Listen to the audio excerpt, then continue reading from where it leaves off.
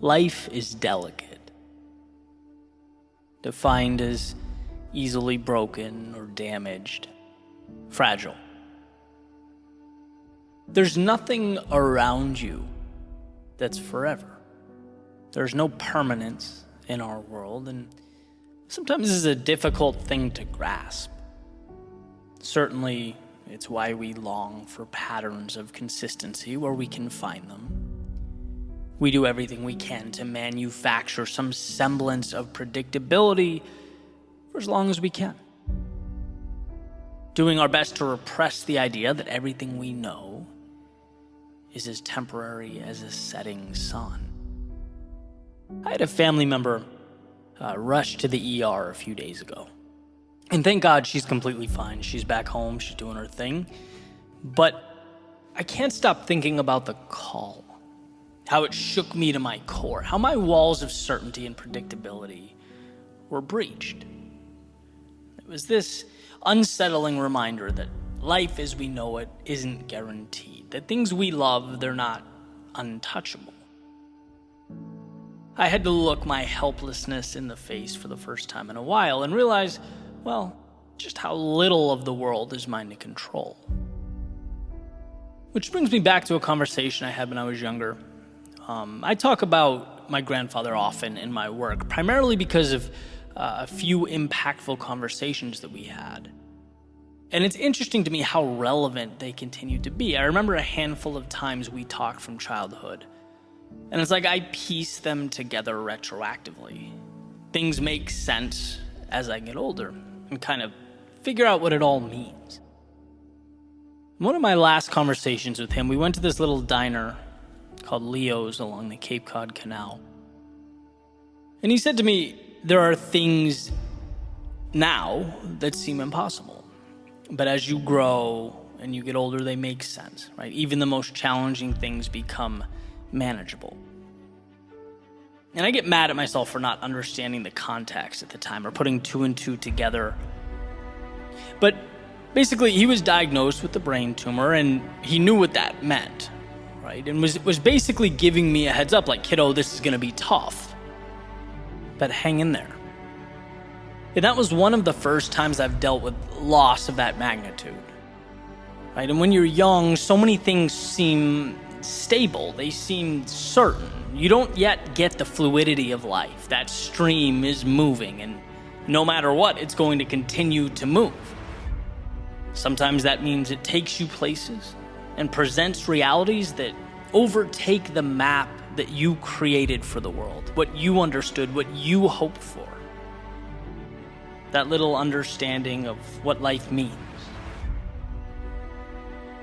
And I guess I wanted to pick up the baton from that conversation and pass it on to you with maybe a more comprehensive viewpoint.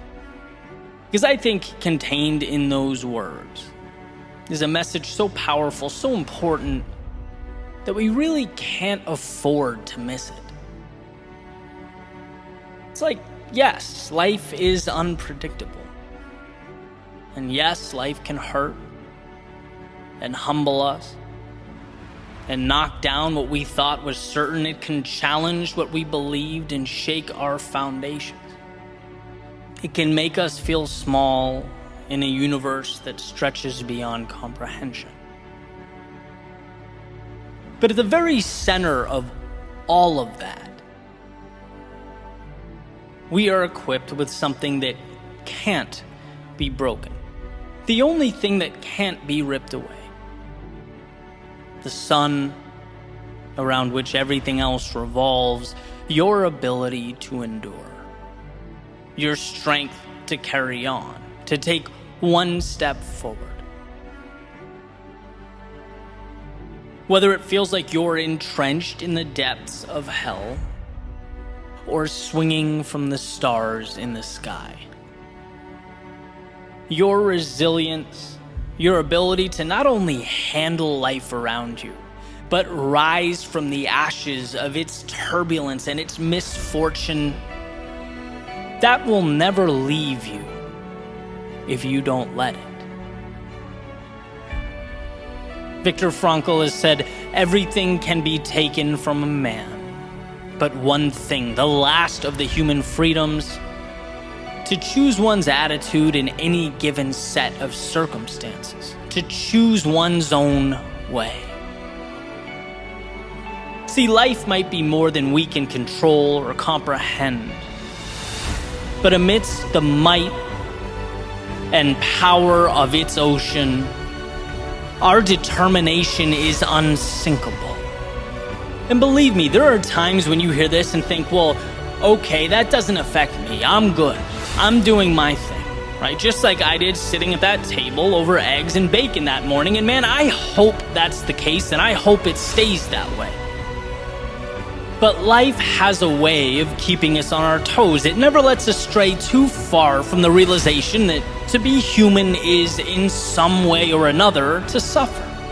It's inescapable, and that's not to scare you. It's to remind you that, one, storms will come, and two, regardless of how heavy the rain falls or how loud the thunder roars, it will pass, and you are strong enough to hang on until it does.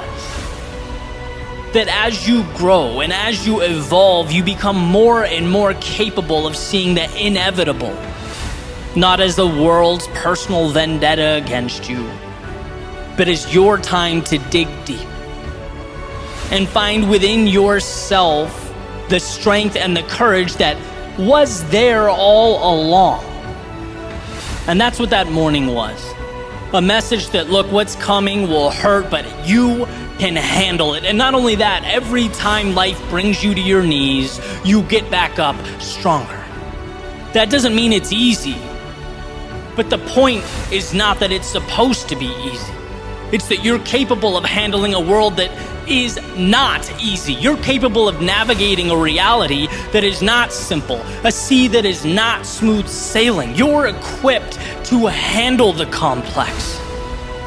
And sometimes that little reminder is the greatest gift one can receive. There's so much I can't control, but my God, there's so much I can. The reality you have mapped out, the day-to-day, the things you've come to know and rely on, as much as we wish they weren't, they are delicate, withering away with time, susceptible to the intricacies, the trials and tribulations of life.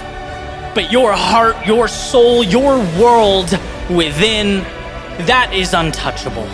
It's the divine, the sacred, its strength limitless, its breath endless.